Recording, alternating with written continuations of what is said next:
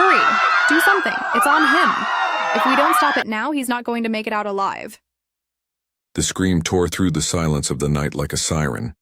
The neighbor, barefoot and in pajamas, sprinted across the hallway, phone clutched in one hand, heart hammering in his chest. Inside the bedroom, it was chaos. A man's gasps for air, the growl of something wild, blood smeared on white bedsheets, a heavy body thrashing on top of another, and at the center of it all, a dog, not a stray, not some rabid animal. It was his dog. It was Tyson, his best friend, his family. And in that moment, Tyson wasn't cuddly or loyal or sweet. He was terrifying. Ferocious, his teeth locked around his owner's neck. The man who raised him, slept beside him, trusted him completely. The woman who ran in, his girlfriend, froze in horror. Her scream caught in her throat. By the time she managed to move, to grab something, to yell his name, it was too late. He was gone. Right there, on his own bed. Killed in his sleep by the animal he loved most in this world.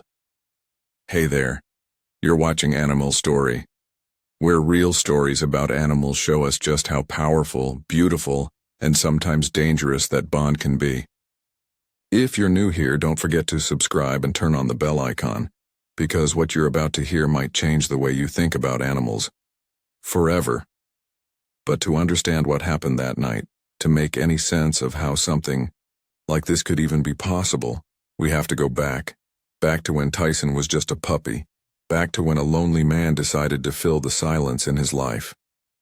With a heartbeat on 4 legs. Because this wasn't just an attack. This was the shattering of something sacred, a trust so complete, so unbreakable, that no one ever saw it coming. The man's name was Olivier Dumas. He was 46. Lived a quiet life in Toulon, a coastal town in the south of France. Worked with his hands, loved the ocean breeze, rarely made a fuss. Friends described him as gentle, steady, the kind of guy who'd help an old woman cross the street or fix a neighbor's broken light bulb without ever asking for a thank you. He didn't have much, but he had Tyson. And Tyson wasn't just some guard dog chained up in the yard. He wasn't there to impress anyone. He wasn't trained to bite or bark at strangers.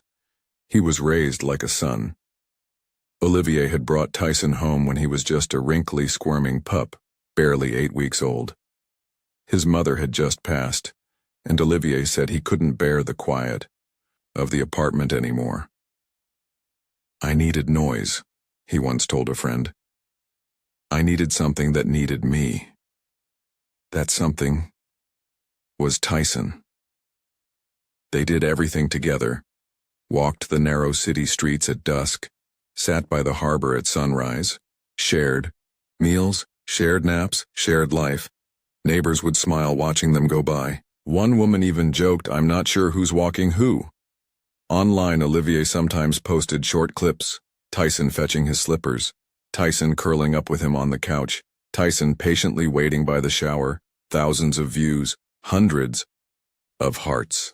To the world it looked perfect, unshakable, until the night and it broke, and the only one who really saw it coming was already too late to warn him. To understand how something so horrific could happen, you have to understand the man at the center of it. His name was Olivier Dumas, but to his neighbors, he was just Ollie.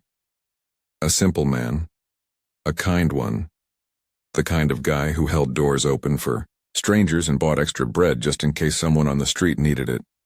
He wasn't flashy, didn't care about brands or social media clout. He liked vinyl records, black coffee, and working with his hands. By trade, he was a maintenance tech, fixing elevators, electrical panels, anything that made noise and could break. But after losing his mom in 2014, something in him cracked. They were close. She raised him alone after his father left when he was a toddler.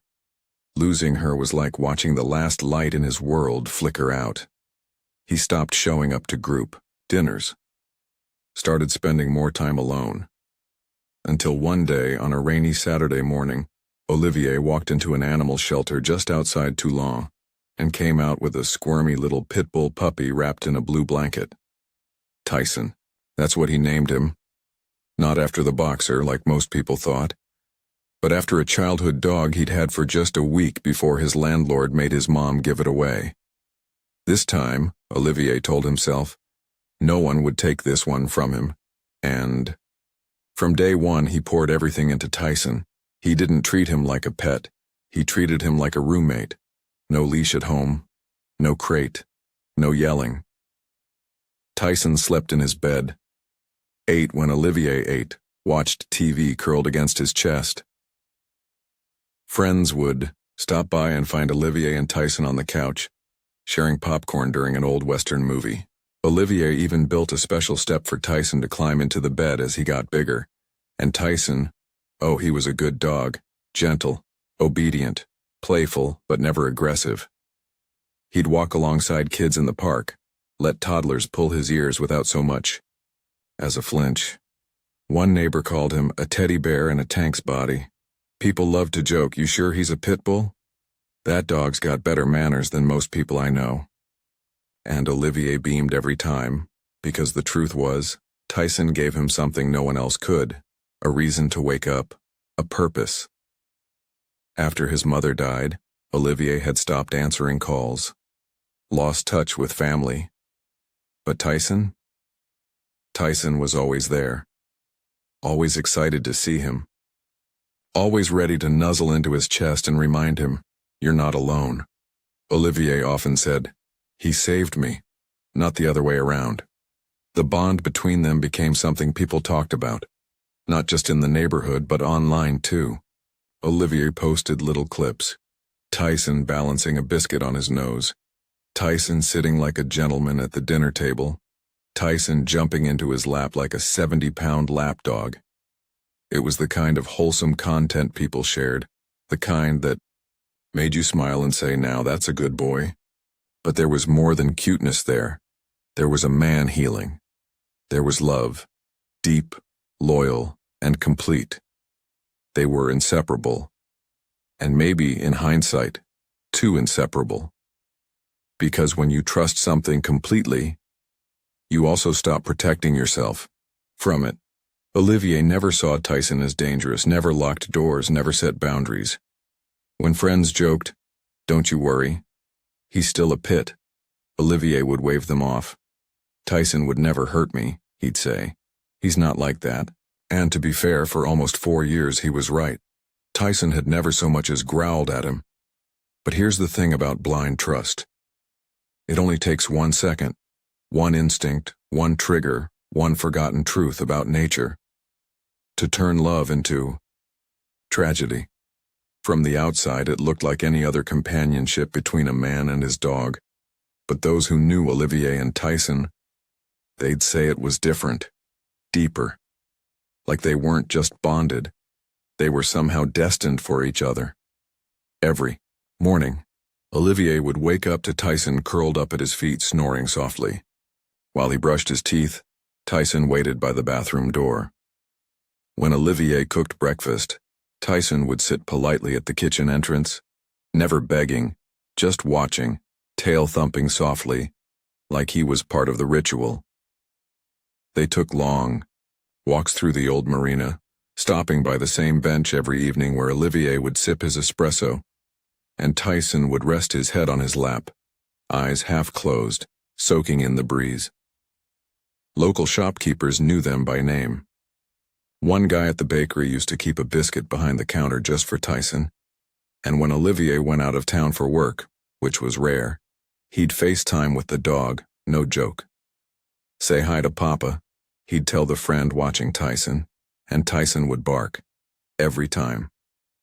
Olivier lived simply, no kids, no wife.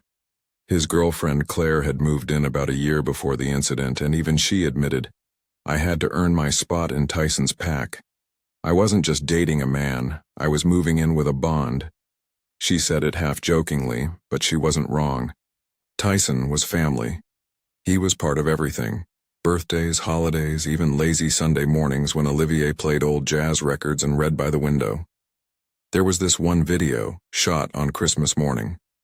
Olivier hands Tyson a gift-wrapped box. Tyson paws it open, finds a giant squeaky toy and jumps in circles like a kid who got a PlayStation. It was heart-melting. That video hit over 50,000 views on Facebook in under a week. Strangers from around the world commented things like, "This is the kind of love I hope to find someday." Proof that pitbulls are angels with fur. These two are soulmates, no doubt. And that's exactly how Olivier saw it. Tyson wasn't a dog. He was his world. Olivier once told a neighbor, "I don't care if people say he's dangerous. He saved me from myself. I'd trust him with my life." And he meant it. It's easy looking back to wonder if maybe it was too much. If maybe Olivier loved Tyson so much that he forgot the most important rule of loving any animal. It's still an animal. But at the time, nobody saw a red flag. Tyson had never snapped, never growled, never lunged. He was calm at the vet, gentle, with children. Once he even let a toddler stick an ice cream cone right on his nose and didn't flinch. He was the exception. The good pitbull, the one that changed people's minds. And truthfully, he was good. Until the moment he wasn't. But before that final night, it was all warmth. Soft jazz on the record player. Feet up. Tyson curled up at the foot of the bed. Olivier, humming to himself, maybe sipping wine, maybe just watching the rain tap against the window. In those moments, you'd never guess how close they were to the end. How everything they'd built, every laugh, every walk, every memory, was standing on the thinnest edge of something primal, something ancient, something that couldn't be trained away with belly rubs and biscuits. They were happy, which is why what happened next hit like a thunderclap. It wasn't just the violence, it was the betrayal, the heartbreak, the way the unthinkable came from the one place he felt the safest, because if your own dog, the one you raised like your child, can turn on you in your sleep, then what does trust even mean?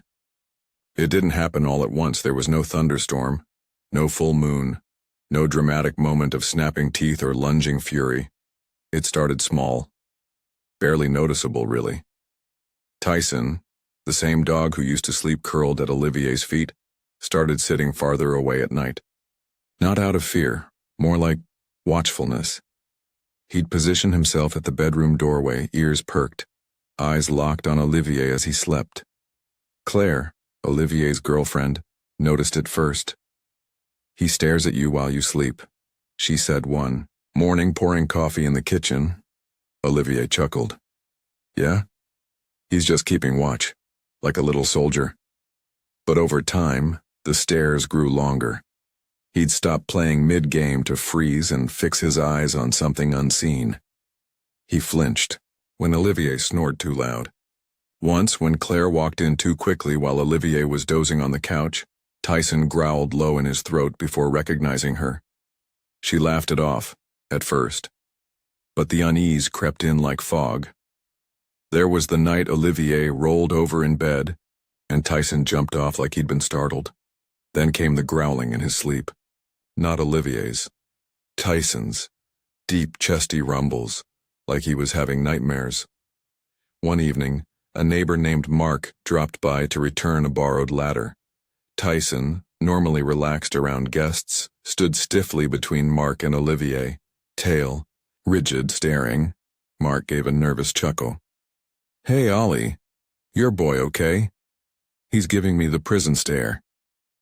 Olivier waved it off. "He's just protective. He's not aggressive." Mark wasn't convinced. "Look, man, I know you love him. I love dogs too. But he's a pit. You can't ignore when something shifts." That word. Pit. Olivier hated it when people said it like that, like it meant something evil. He defended Tyson the same way a parent defends a misunderstood child. "People judge the breed, not the behavior," he told Claire once. Tyson's never laid a tooth on anyone. Never would. But Claire, she was starting to worry. She noticed how Tyson no longer wagged when Olivier came home. How his eyes sometimes looked distant, like he was somewhere else. somewhere darker. Then, there was that night. Olivier had fallen asleep on the couch watching an old Clint Eastwood movie. Claire was in the kitchen doing dishes when she heard a thud, followed by a yelp. She rushed in and found Tyson standing beside the couch, hackles up, teeth slightly bared. Olivier was rubbing his neck. "What happened?" she asked. "I think I twitched in my sleep," Olivier muttered. "Scared him or something." Claire looked between them. "You sure he didn't try to bite you?" Olivier's face tightened. "No, he didn't." But Claire could tell. Something wasn't right. Tyson had never reacted like that before. She begged him to talk to a vet. Maybe a trainer. Just someone. But Olivier was steadfast. "He's not dangerous," he said. "He's confused, maybe, or anxious. But he's my dog. He wouldn't hurt me. And that's the thing about love, isn't it? It makes us stubborn. It makes us blind. Especially when the danger comes from the thing we love most." In the weeks that followed, Tyson's behavior was unpredictable. Some days he was his old self, loyal, gentle, calm. Other days, he'd disappear into the corner, eyes tracking Olivier's every move like he didn't recognize him anymore. Claire stopped sleeping in the bedroom. Not out of fear, she told herself. Just caution. She left a few days before it happened. Took a bag and went to stay with her sister. Said she needed space. Olivier didn't fight her on it, and maybe deep down part of him knew something was wrong, but he couldn't bring himself to believe it. Not about Tyson, not his boy. He had raised him, loved him, trusted him with his life, even. As the signs got louder, Olivier refused to listen, because sometimes the scariest truths are the ones we're most unwilling to face. It was early September, the kind of night where the windows were just cracked enough to let in the warm breeze from the coast. Olivier had spent the evening like he always did, quietly. A little wine, a few pages of a paperback, a call to Claire, who was still staying at her sister's. The apartment was calm. Tyson lay at the foot of the bed as usual, curled up, breathing slow, eyes half-lidded. Olivier glanced down and gave a small smile. "Good boy," he murmured. He turned off the lamp, slipped under the covers, exhaled. Sleep came fast. The kind of deep sleep that only people who feel safe ever really know. And then, screaming, but not from Olivier.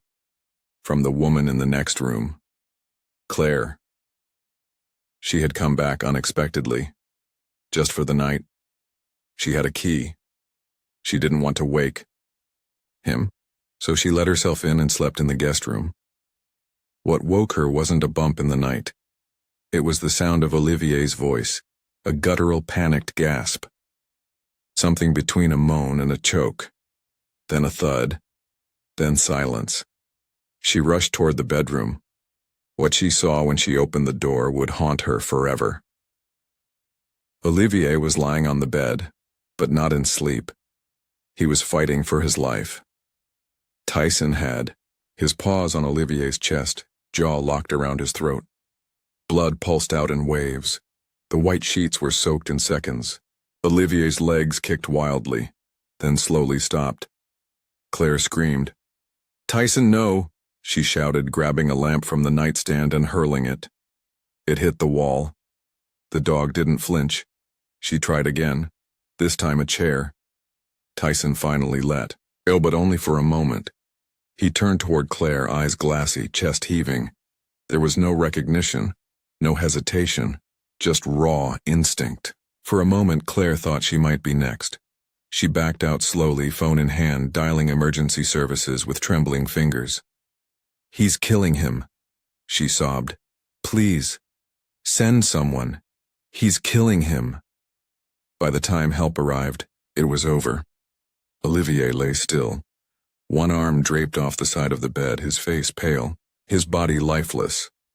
Tyson was sitting beside him, panting quietly, blood on his chest, tail still, head low. When the officers entered the room, guns drawn, Tyson didn't attack. He didn't move. He didn't growl. He just sat there, like a dog, waiting for his owner to wake up. They tranquilized him, carried him out wrapped in a blanket. Forensics would later find no signs of prior abuse, no malnourishment. No provocation, just a clean home, a quiet life, and one dead man who had once said, "He'd never hurt me. He's not like that." But he did, and he was. The autopsy listed cause of death as exsanguination, massive blood loss from punctures to the carotid artery. Death was fast, violent, final. The media caught wind of the story. Headlines flew across Europe. Man mauled to death by his own Pitbull, beloved pet turns killer, while owner sleeps. But no one could answer the one question that mattered. Why? Some speculated it was a reaction to movement. Maybe Olivier twitched in his sleep, triggering a predator instinct. Others said Tyson had a seizure, or a psychotic break. But the truth is, no one really knows. No one ever really knows when trust shatters. What makes it so terrifying isn't the gore or the tragedy, it's the intimacy of it. This wasn't a random attack. This wasn't a stranger in the street. This was a betrayal that happened in the safest place Olivier knew, his bed.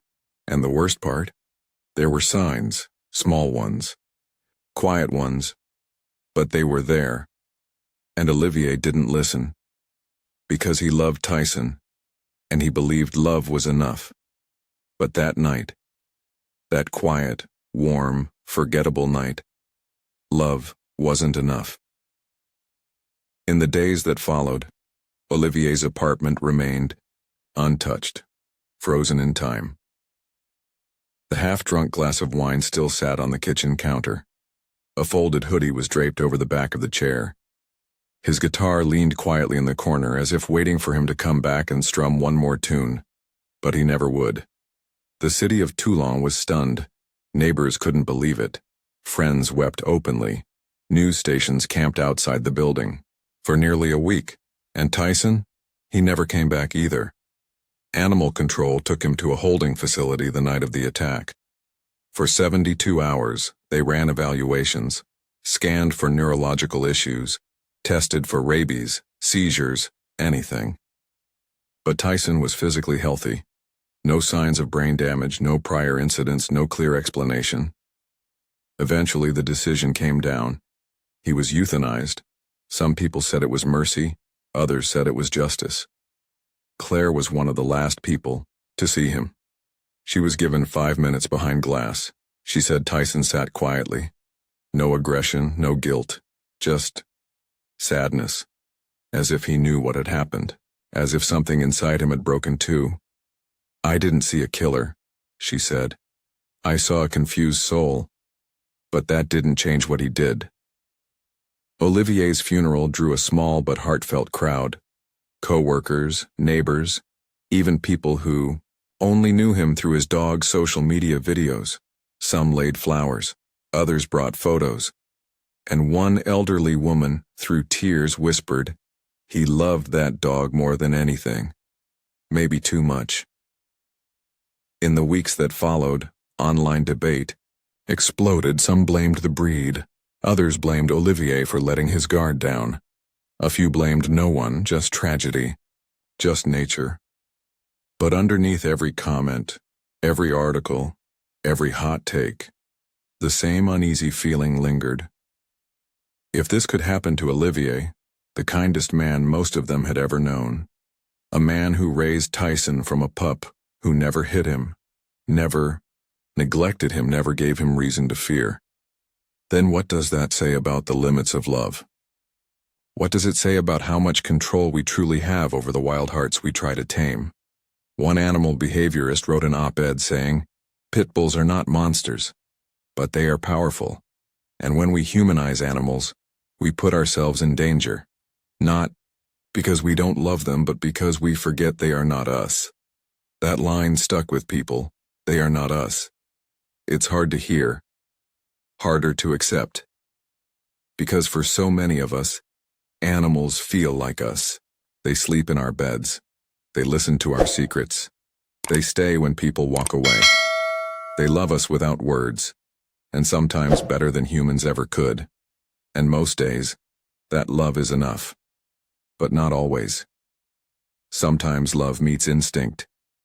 And instinct wins. Claire never kept another dog after Tyson. She moved north, started over. But she still keeps a photo of Olivier and Tyson on her nightstand. They were happy, she says. They really were. And that's what hurts the most. Olivier believed his love could override biology, that the bond he built with Tyson was stronger than DNA. He wasn't naive, just loyal. Maybe too loyal. And in the end, it cost him everything. So, now we ask you, do you believe love is enough to change an animal's nature? If it were your dog, raised from a pup, never shown violence, would you have trusted it like Olivier did? And if you had been in his shoes, would you have seen it coming? Let us know what you think in the comments below. Because sometimes the hardest truths are the ones we never want to ask. Thanks for watching Animal Story, where real stories remind us that the line between love and instinct is thinner than we think. Don't forget to like, subscribe, and share your thoughts.